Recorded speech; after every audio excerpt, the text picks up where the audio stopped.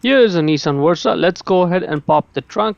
Once the trunk's open, the license plate lights are right over there.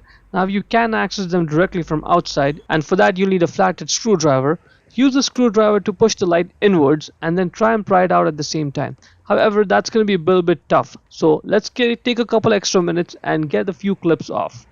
Get the screwdriver and use that to pull the middle part of the clip out, and then grab the clip and just get the entire clip off. Repeat this process to get 6 more clips, 3 on the right side and 3 more on the left side. Total of 7 clips off.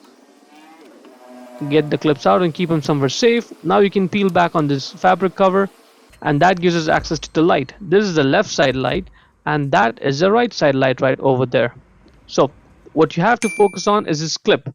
You can press this clip inwards using just your thumb and then push the light out. It's going to pop right out. Same process for the other one. Press on the clip and then push the light out. Now we have to get the electrical connector off of the light. So press down right over there and pull the electrical connector off the light. You have to replace the entire light. Check the link in the description to buy the new one from Amazon, or if you want to buy the original one from Nissan, here is the part number for it.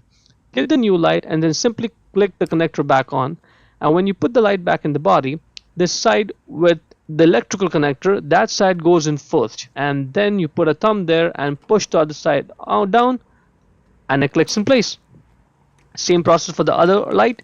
The side of the electrical connector goes in first, and then you use your thumb to press down the other side to secure it, and that is looking good. Now for the clip, you have to make sure that the middle part of the clip is pulled out, and so you'll have to use the screwdriver to make sure it's pulled out, because only then will you be able to put the clip back in.